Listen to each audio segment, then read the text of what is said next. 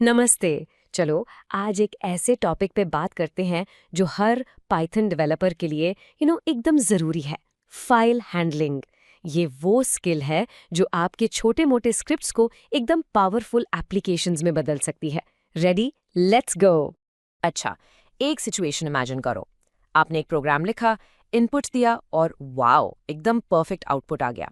लेकिन जैसे आपने प्रोग्राम बंद किया, सब कुछ पुफ, गायब। तो सवाल ये है, आखिर ये सारा डेटा गया कहाँ? देखो, इसका रीज़न बहुत सिंपल है। आपके प्रोग्राम के जो वेरिएबल्स होते हैं ना, वो बेसिकली इन मेमोरी स्टोर होते हैं।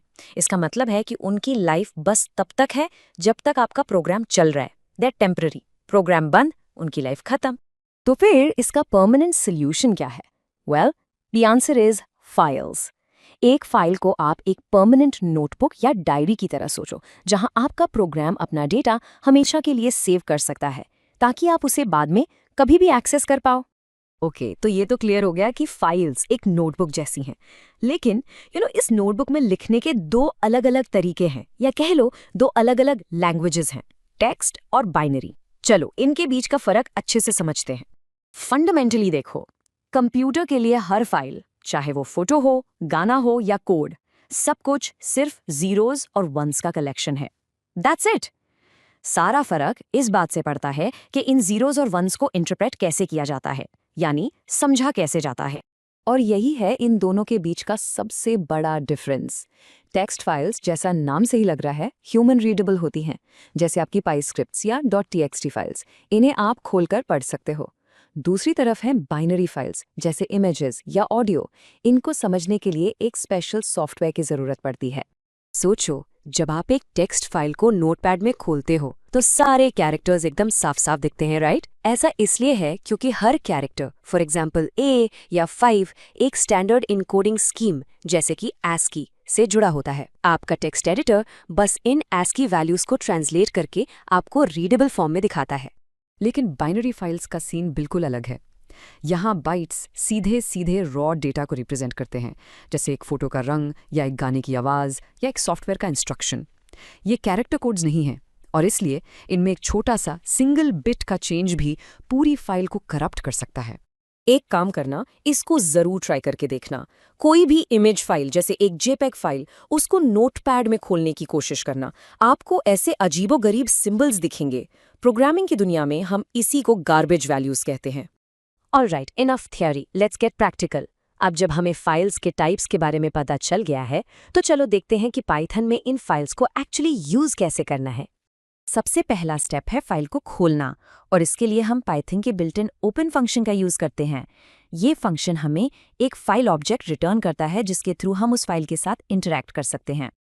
आपने सिंटैक्स में एक्सेस मोड देखा होगा।